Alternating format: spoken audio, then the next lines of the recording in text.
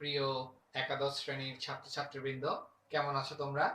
আশা করি সবাই ভালো আছো, সুস্থ আছো এবং নিরাপদে আছো। মার্টিন লুথার কলেজ কর্তৃক আয়োজিত অনলাইন ক্লাসে তোমাদের আরো একবার স্বাগতম। আমরা বিশ্বাস করি আমাদের এই অনলাইন ক্লাসগুলোর মাধ্যমে তোমরা উপকৃত হচ্ছ এবং ক্লাসগুলো ভালো করে অনুধাবন করে ভালো করে ফলো করে তোমরা বাসায় সেই অনুযায়ী পড়ালেখা করছো।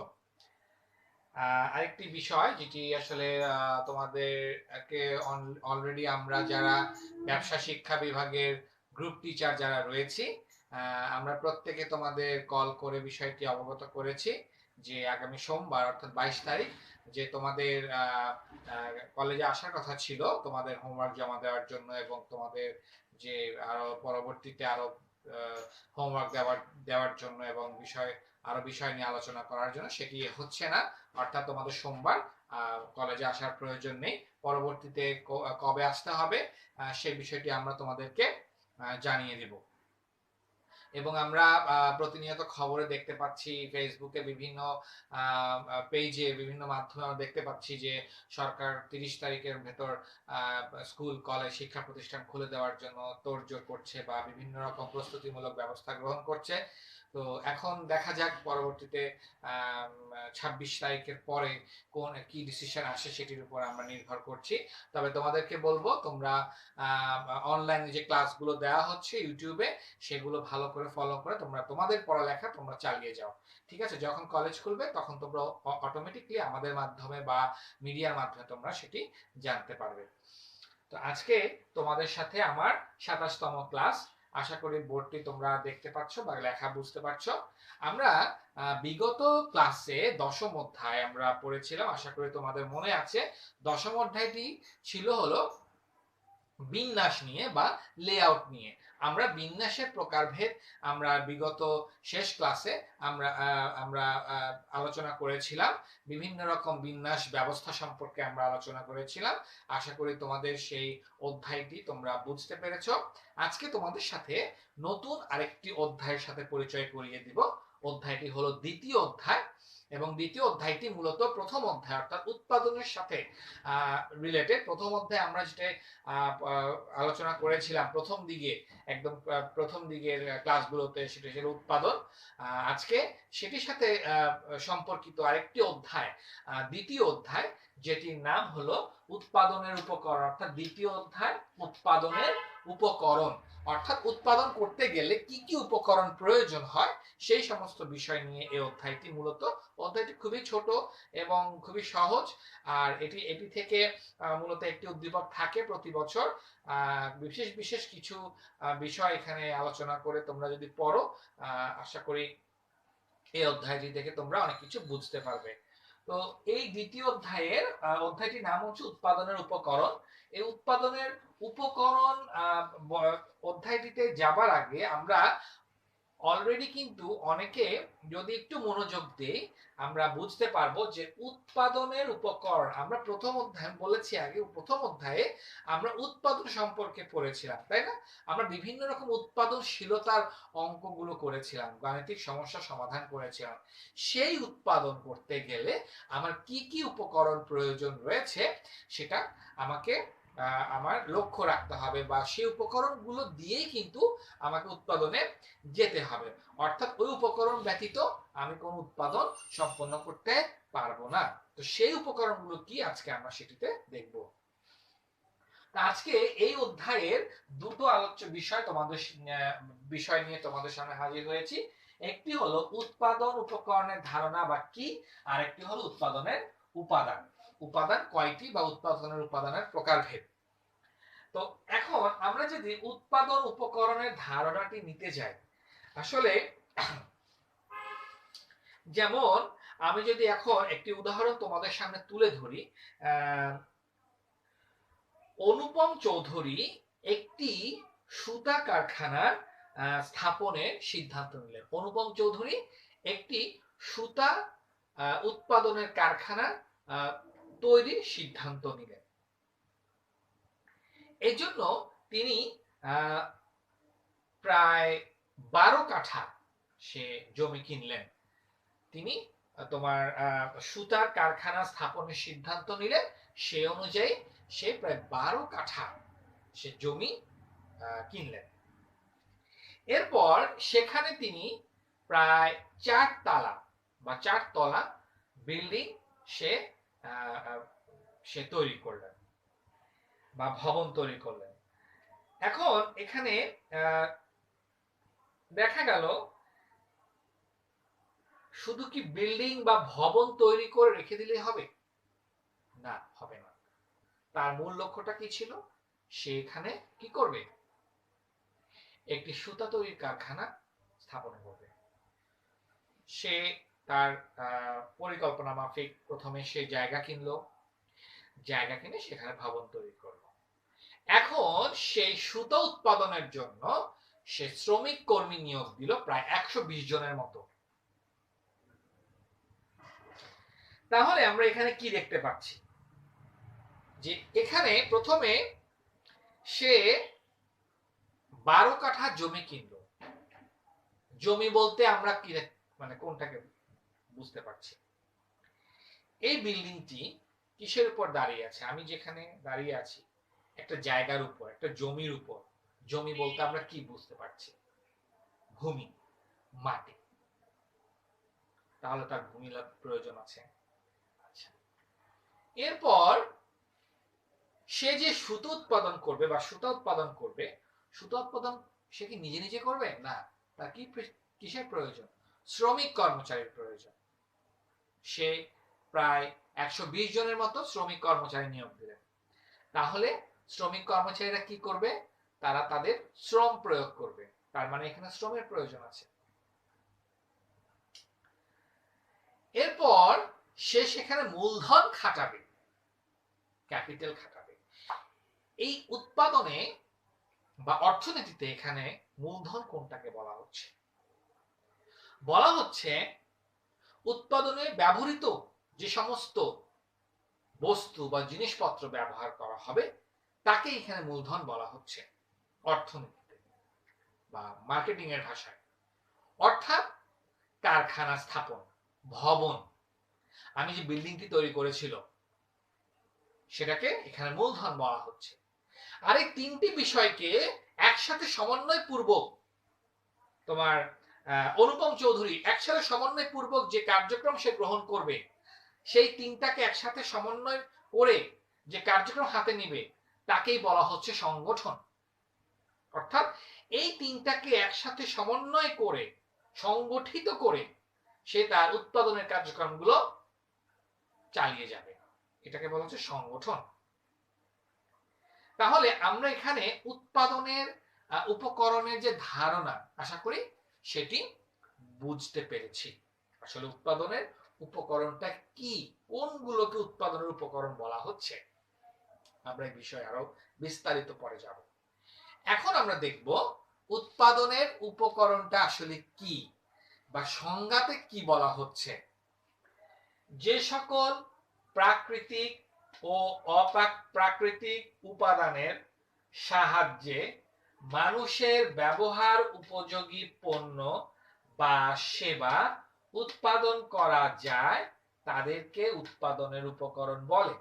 আমি আবার বলি, যে সকল প্রাকৃতিক ও অপ্রাকৃতিক উপাদানের সাহায্যে মানুষের ব্যবহার উপযোগী পণ্য বা সেবা উৎপাদন করা যায় তাদেরকে উৎপাদনের উপকরণ বলা হয়। এখন এখানে তোমরা সংজ্ঞাটি যদি একটু লক্ষ্য করো, তোমাদের বইয়ের সংজ্ঞাটি আমি এখানে লিখেছি তোমাদের বোঝার জন্য। যে সকল প্রাকৃতিক ও অপ্রাকৃতিক উপাদানের সাহায্যে, তাহলে এখানে প্রাকৃতিক উপাদানগুলো কোনগুলো? আমরা যদি প্রাকৃতিক উপাদানের কথা বলি, আমরা প্রাকৃতিক উপাদান যদি কথা বলি, জমি, আবহাওয়া, সূর্য, আলো, বাতাস, বৃষ্টি, নদী, নালা, খাল, বিল, সমুদ্র, এগুলো কিন্তু মূলত প্রাকৃতিক উপাদান। অপ্রাকৃতিক কোনগুলো? অপ্রাকৃতিক বলতে যেটি মানুষ সৃষ্ট নয়, সরি, প্রাকৃতিক বলতে যেটি মানুষ সৃষ্ট নয়, বা অপ্রাকৃতিক যেগুলো মানুষ সৃষ্ট। অর্থাৎ তুমি সেই প্রাকৃতিক যে উপাদান তার উপরে তুমি বিল্ডিংটি তৈরি করছো। কে তৈরি করছে? মানুষ। এটা অপ্রাকৃতিক, মানুষ তৈরি করছে।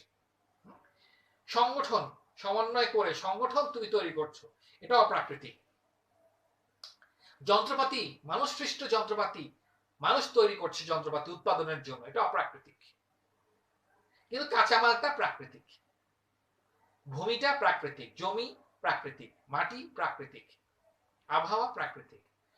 এখানে এই জন্য বলেছে যে সকল প্রাকৃতিক ও অপ্রাকৃতিক উপাদানের সাহায্যে মানুষের ব্যবহার উপযোগী পণ্য বা সেবা, অর্থাৎ আমি প্রাকৃতিক অপ্রাকৃতিক দুটোটার সমন্বয়ে আমরা যারা মানুষরা রয়েছি, আমরা যারা ভোক্তা রয়েছি, আমাদের ব্যবহার উপযোগী করে কোনো পণ্য বা সেবা উৎপাদন করা যায়, তাদেরকে বলা হচ্ছে কি উৎপাদনের উপকরণ। অর্থাৎ যে উপকরণগুলো দিয়ে আমাদের ব্যবহার্য কোনো পণ্য তৈরি করা হচ্ছে তাকে এখানে উৎপাদন উপকরণ বলা হয়। এই হচ্ছে মূলত উৎপাদনের উপকরণের ধারণা বা কি বা কাকে বলে যদি আমরা বলি। এখন এই যে সংজ্ঞাটা আমি যে আলোচনা করলাম বা এই যে ধারণাটা আলোচনা করলাম, এর পরিপ্রেক্ষিতে কিন্তু আমরা অলরেডি আমাদের দ্বিতীয় যে আলোচ্য বিষয়টি ছিল উৎপাদনের উপাদান গুলো কি কি বা এর প্রকারভেদ, আমরা কিন্তু অলমোস্ট অনেকটা আমরা ক্লিয়ার হয়ে গেছে বা অলমোস্ট আমরা অনেকগুলো বিষয় আমরা বুঝতে পেরেছি। আসলে যে কোনো বস্তু আপনা আপনি তোমার হয় না, কি উৎপাদিত হয় না। যে কোনো বস্তু আপনা আপনি উৎপাদিত হয় না। উৎপাদন করতে গেলে কতগুলো উপাদান বা উপকরণের প্রয়োজন হয়। যেমন ফসল উৎপাদন করতে গেলে শুধু জমি হলে হবে না। ফসল উৎপাদন করতে গেলে শুধু জমি হলেই হবে না। এখানে কিন্তু জমিতে ফসল উৎপাদন করতে গেলে তোমার জমিতে ব্যবহারকৃত বিভিন্ন যন্ত্রপাতি লাগবে, অর্থাৎ সেগুলো মূলধন হিসেবে আমরা বলতে পারি। জমিতে কৃষক তার শ্রম দিবে, সেই জমি বিভিন্ন কর্মকাণ্ড পরিচালনা করার জন্য একটা সংগঠন তৈরির প্রয়োজন রয়েছে। এগুলো ছাড়া কিন্তু তুমি তোমার জমিতে ফসল উৎপাদন করতে পারবে না। ঠিক একইভাবে উৎপাদন করতে গেলে এই উপকরণগুলো না থাকলে তুমি কি করতে পারবে না? উৎপাদন করতে পারবে না। এখন আমরা যদি আমাদের দ্বিতীয় যে আলোচ্য বিষয়টির দিকে যাই, আমরা দেখতে পাবো যে এই যে সংজ্ঞাটা আমি আলোচনা করেছি, এই সংজ্ঞাটার ভেতরে কিন্তু এই উপাদানগুলো রয়েছে। আমরা যখন আলোচনায় যাব আমাদের আরো ক্লিয়ার হয়ে যাবে। তো এই হলো উৎপাদন উপকরণের ধারণা বা কি বা কাকে বলে। এখন এই যে এখানে আমরা যে সকল প্রাকৃতিক অপ্রাকৃতিক উপাদানগুলোর কথা বলেছি, যে উপকরণগুলোর কথা বলেছি, সেই উপকরণগুলোই মূলত উৎপাদনের উপাদান বা উৎপাদনের উপকরণ। যেমন উৎপাদনের উপাদান বা উপকরণ হলো চারটি। প্রথমটি হলো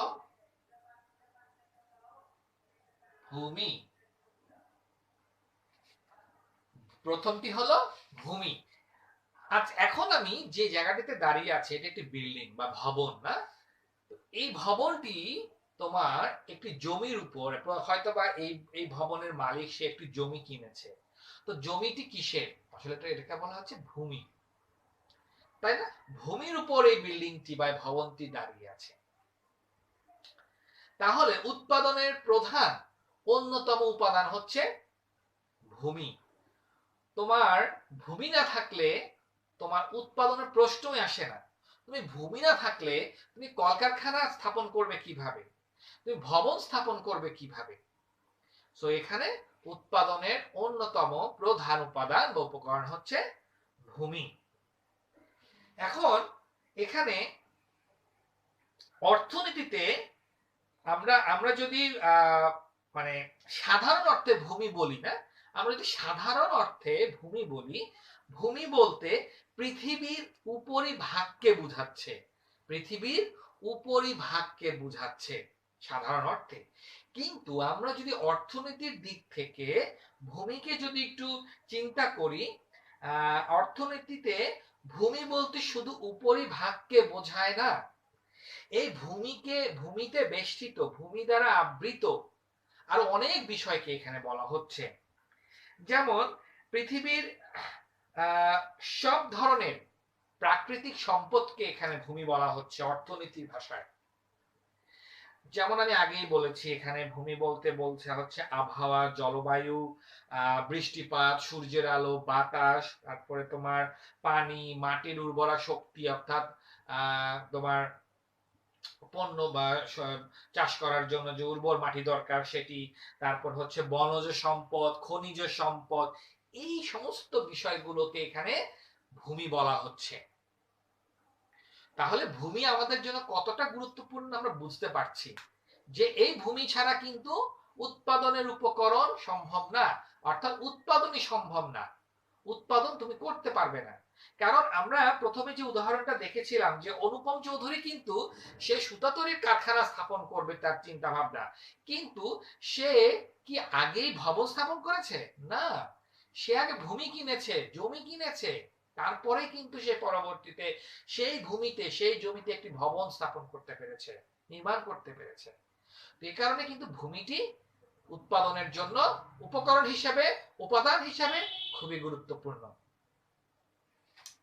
এরপর যদি আমরা লক্ষ্য করি যে ভূমির সাথে ভূমির পর কোন বিষয়টি সবচেয়ে গুরুত্বপূর্ণ যেটা ছাড়া তুমি উৎপাদন কল্পনা করতেই পারো না। তোমার ভূমি আছে, কিন্তু তোমার যদি শ্রম এই বিষয়টি না থাকে, এই উপকরণটি না থাকে, এই উপাদানটি না থাকে, তাহলে এই ভূমির উপর, এই জমির উপর তুমি যে কারখানা স্থাপন করলে উৎপাদনের জন্য, তার কোনো মূল্য আছে? অবশ্যই না। অর্থাৎ শ্রম বলতে আমরা যে জিনিসটা বুঝতে পারছি যে অনুপম চৌধুরী সে যখন জমি কিনে ভূমির উপর অর্থাৎ জমির উপর সে কারখানা স্থাপন করলো, পরবর্তীতে সে কি করলো? পরবর্তীতে সে কারখানায় সুতা উৎপাদনের জন্য সে তো নিজে একা করবে না, লোকদেরকে দিয়ে করবে। সে সেখানে প্রায় 120 জনের মতো শ্রমিক কর্মচারী নিয়োগ দিয়েছে। কেন? তারা তাদের নিজস্ব শ্রম প্রয়োগ করে তারা সে সুতা উৎপাদন করবে। তাহলে এখানে শ্রমিকরা কি দিচ্ছে? শ্রম দিচ্ছে। এখানে কিছু কিছু বিষয় আমরা আমাদের বইয়ের দিক থেকে যদি একটু লক্ষ্য করি, আসলে শ্রম আমরা কোনটাকে বলবো? শ্রম আমরা অবশ্যই কিন্তু উপার্জনের উদ্দেশ্য ছাড়া শুধুমাত্র আনন্দ উপভোগের জন্য যে পরিশ্রম, সেটাকে আমরা কোনো সময় শ্রম বলবো না। অর্থাৎ শ্রম সেটাকে বলবো যেখানে উপার্জনের কথাটা বলা হচ্ছে, আয়ের কথাটা বলা হচ্ছে। অর্থাৎ আয়ের মাধ্যমে যে শ্রমটা তুমি দিচ্ছ, আয়ের পরিপ্রেক্ষিতে, তোমার লাভের পরিপ্রেক্ষিতে, তোমার উপার্জনের পরিপ্রেক্ষিতে তুমি যে শ্রমটা প্রয়োগ করছো, সেটাকে শ্রম বলা হবে। ঠিক আছে? তাহলে শ্রম হলো এই উৎপাদনের উপাদানের অন্যতম গুরুত্বপূর্ণ দ্বিতীয় সর্বোচ্চ উপাদান। তো এই যে উপাদানটি আমরা দেখতে পাচ্ছি, শ্রমের কথা আমরা বললাম যে এখানে শ্রম কেন আসলে উপাদানের মধ্যে? সহজ কথা, এখানে আসলে তোমার অর্থ উপার্জন বা লাভের উদ্দেশ্য হতে হবে। শ্রমটি হতে হবে অর্থ উপার্জন এবং লাভের উদ্দেশ্য। এই দুটি উদ্দেশ্য ছাড়া কিন্তু শ্রম সেটিকে বলা যাবে না। আবারও বলছি, জিনিসটি মনে রাখবে। কারণ তুমি ভূমি এবং শ্রম দুটির সাথে অঙ্গাঙ্গি ভাবে জড়িত। কারণ ভূমি আছে তো শ্রমিক আছে, শ্রমিক না থাকলে ভূমি থেকে কোনো লাভ নেই। ঠিক আছে? তো এই জন্য তুমি শ্রমিক নিয়োগ করবে একটি পণ্য উৎপাদনের জন্য, কিসের বিনিময়ে? তাকে তুমি নিয়োগ দিচ্ছ একটি বেতনের টাকার বিনিময়ে, অর্থাৎ তুমি তাকে পে করবে মাস শেষে। তা সে যে শ্রম দিচ্ছে, এখানে সেই শ্রমের ভিত্তিতে তুমি তাকে রাখছো এবং সেভাবে সে কাজ করে সে পরবর্তীতে আয় করবে। এখানে একটু বলে রাখি যে সব কাজেই কম বেশি শারীরিক এবং মানসিক শ্রম কিন্তু শ্রমের সমন্বয় ঘটে। সব কাজেই শারীরিক এবং মানসিক শ্রমের সমন্বয় ঘটে। শ্রম এখানে দুই ভাগে বলা হচ্ছে, একটা হচ্ছে শারীরিক শ্রম আর একটি হচ্ছে মানসিক শ্রম।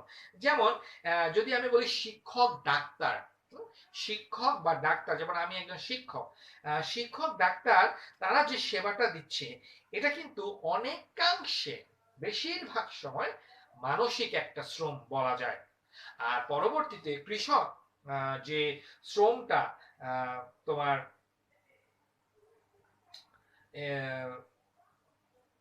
দিনমজুর বা যারা লেবার বলি আমরা, তারা যে শ্রমটা দিচ্ছে এখানে কিন্তু এটা বেশিরভাগই শারীরিক শ্রমের কথা, শারীরিক শ্রমের মধ্যে বলা হচ্ছে।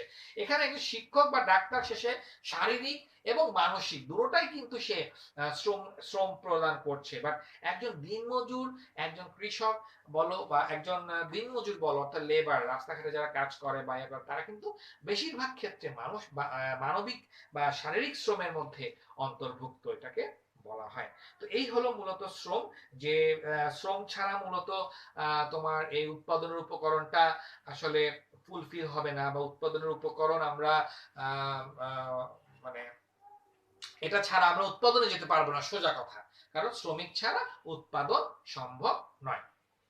এরপরে আরেকটি যেটি সবচেয়ে বড়, অর্থাৎ ভূমি শ্রম, এই শ্রমের পরে আরেকটি সবচেয়ে বড় বিষয় হচ্ছে,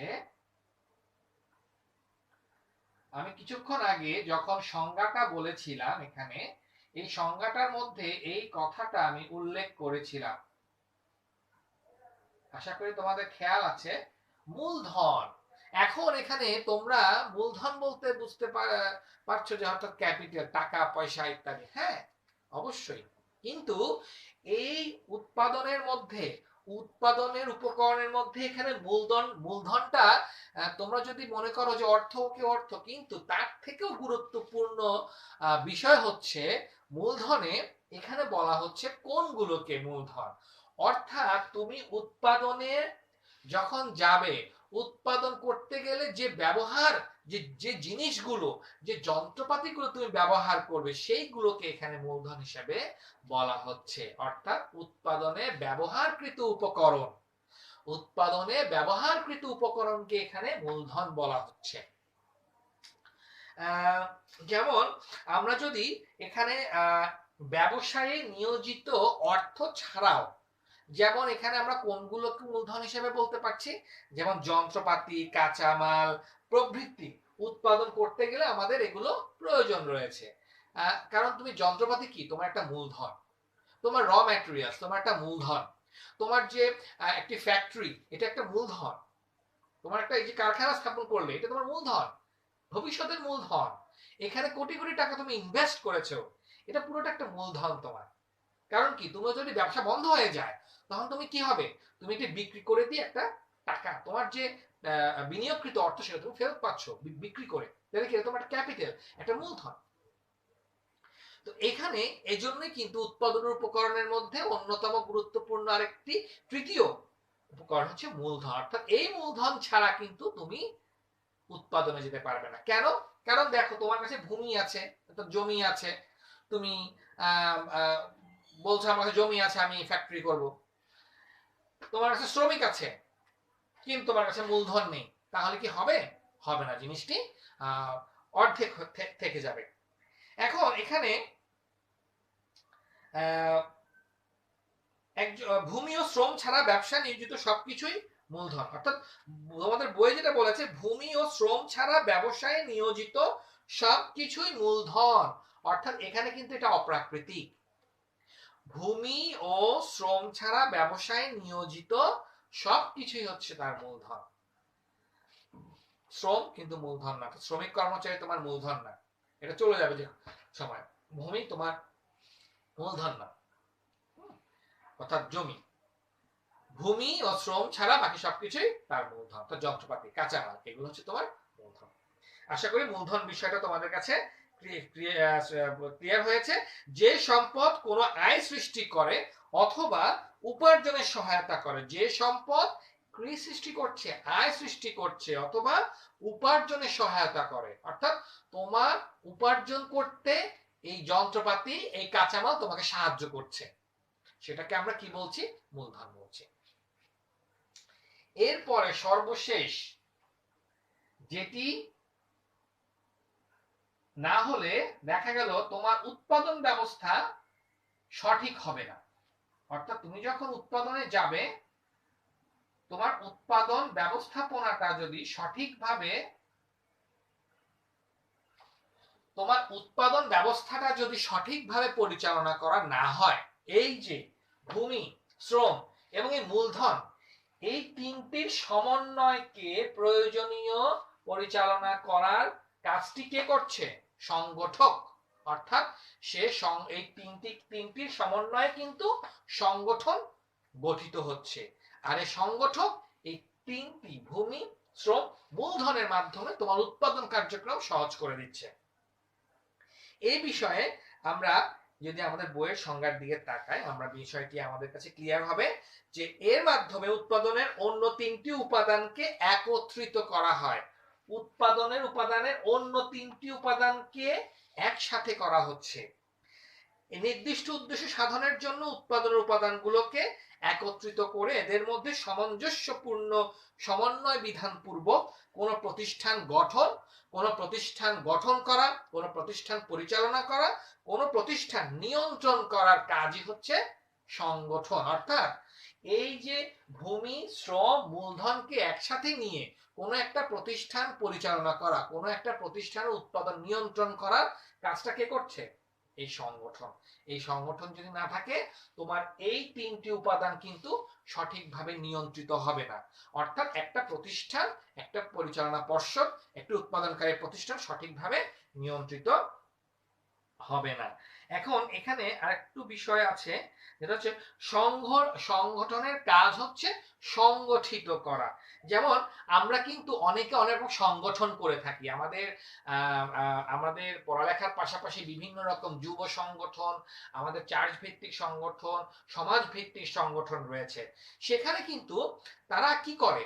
তারা একটা সংগঠন, তারা কি করছে? তারা বিভিন্ন উপাদান, তাদের বিভিন্ন উপকরণ রয়েছে, সেই উপকরণগুলোকে তারা নিয়ন্ত্রণ করছে ওই একটা সংগঠন। যেমন আমরা আমাদের বিভিন্ন চার্চের সংগঠন, বিভিন্ন সামাজিক সংগঠন রয়েছে। যদি আমরা বলি যে ক্রিকেট সংগঠন বা ক্রীড়া সংগঠন, আমরা যদি বলি ক্রীড়া সংগঠনের কাজ কি? ক্রীড়া সংগঠনের কাজটা হচ্ছে যত রকম খেলাধুলা রয়েছে এই এলাকার সমস্ত খেলাধুলাগুলোকে সংগঠিত করে নিয়ন্ত্রণ করা। যেমন ক্রিকেট, ফুটবল, বাস্কেটবল, ভলিবল, আরো বিভিন্ন রকম খেলাধুলা যে উপকরণগুলো রয়েছে, সেই উপকরণগুলোকে ওই সংগঠন নিয়ন্ত্রণ করছে, পরিচালনা করছে। যে হ্যাঁ, অমুক দিনে কি হবে? ক্রিকেট খেলা অনুষ্ঠিত হবে, অমুক দিনে ফুটবল খেলা অনুষ্ঠিত হবে, অমুক দিনে বাস্কেটবল খেলা অনুষ্ঠিত হবে, অমুক দিনে ভলিবল খেলা অনুষ্ঠিত হবে। তাহলে এই যে উপকরণগুলো, এগুলোকে নিয়ন্ত্রণ করছে কেউ, একটা ক্রিয়া সংগঠন। ঠিক একইভাবে উৎপাদনের উপকরণের সংগঠন সেই রকম ভূমিকা পালন করছে, যে ভূমি, শ্রম, মূলধন এগুলো যেন সঠিকভাবে পরিচালনা হয় উৎপাদনের উপকরণ হিসেবে, সেটা নিয়ন্ত্রণ করছে কে? সংগঠন। আশা করি তোমরা এই আজকের যে চারটি বিষয়, খুবই গুরুত্বপূর্ণ বিষয়, এই অধ্যায়ের মধ্যে এটি সবচেয়ে গুরুত্বপূর্ণ এবং এটির উপর বেস করে মূলত তোমার প্রশ্ন করা হয়, উদ্দীপক আসে। আশা করি আজকের এই বিষয়টি তোমরা বুঝতে পেরেছ। উৎপাদনের উপকরণের ধারণা বা সংজ্ঞা এবং উৎপাদনের উপাদান, যে চারটি উপাদান রয়েছে, যে উপকরণ রয়েছে, সেগুলো তোমরা বুঝতে পেরেছ। এরপরে পরবর্তীতে ভূমির কি, ভূমির ধারণা, ভূমির বৈশিষ্ট্য, শ্রমের ধারণা, শ্রমের বৈশিষ্ট্য, গুরুত্ব, মূলধন, সংগঠন, এগুলো আলাদা আলাদা করে বলা হয়েছে, সেগুলো আমরা পরবর্তী ক্লাসে তোমাদের সামনে তুলে ধরবো। আজকে এই ক্লাসে আছে এতটুকুই। আগামী ক্লাসে এই অধ্যায়ের নতুন আর কোনো বিষয় নিয়ে তোমাদের সামনে হাজির হব। ততক্ষণ সবাই ভালো থাকো, সুস্থ থাকো, নিরাপদে থাকো। ধন্যবাদ।